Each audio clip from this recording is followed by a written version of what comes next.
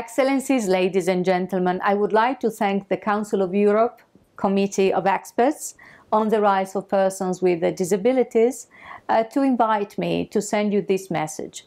The advancement of the rights of persons with disabilities in society and development is an important goal of the international community in its quest for inclusive development. In the Division for Social Policy and Development in the United Nations Department of Economic and Social Affairs, division I lead, we have been working to support this goal for many years. The work of DESA and this division focuses on social inclusion, development and empowerment for all, with particular emphasis on promoting the full involvement in society of older persons, indigenous peoples, youth and persons with disabilities.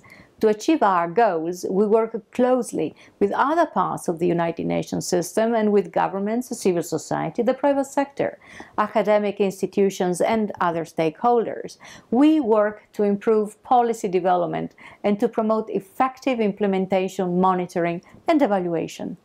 As the focal point on disability within the UN system, we promote the implementation of existing international norms and standards relating to the advancement of the status of persons with disabilities. And this framework includes the UN Convention on the Rights of Persons with Disabilities, known as a CRPD, as well as other guiding principles and human rights instruments. The CRPD was the first UN convention ratified by the European Union. Cognizant of the political complexity in Europe, this speaks volumes. It indicates a strong commitment to inclusion, empowerment, and equality that is to be admired. I applaud the ongoing efforts by the Council of Europe and the member states of the European Union to implement the Convention and to monitor progress made. So, despite existing instruments focused on rights and inclusion, well, persons with disabilities and their situation have often remained invisible in development frameworks, including in the Millennium Development Goals. The outcome document of the high-level meeting of the United Nations General Assembly on Disability and Development that was held in 2013 aimed to bridge this gap between policy, commitment, and practice.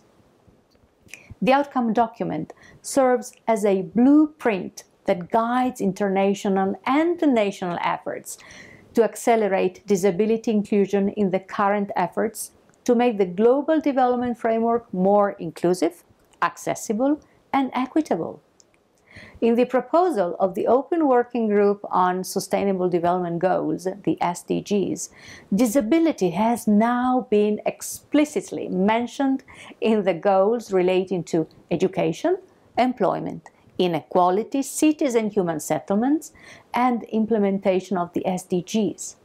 Persons with disabilities, as part of vulnerable groups, have also been mentioned in the poverty goal, so it is important that other goals, especially those on food security, health, gender, and water and sanitation, will also be achieved for persons with disabilities, and that progress will be measured for them by making sure the data is disaggregated by disability. So, as we work to shape this new reality, the international community will benefit from learning about the experience in Europe.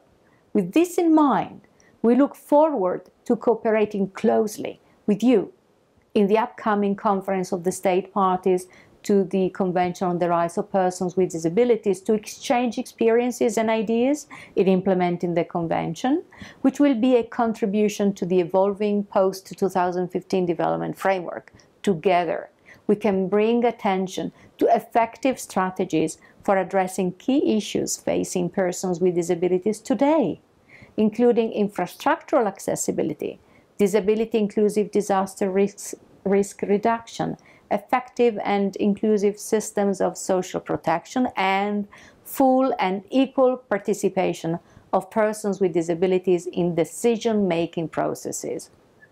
Excellencies, I call on you all to include persons with disabilities in all aspects of the Council's work on accessibility, and to include their perspectives, knowledge, and experience into policy development, implementation, as well as evaluation. This is a fundamental tenet of an inclusive society for all. I wish you a successful and productive discussion. Thank you.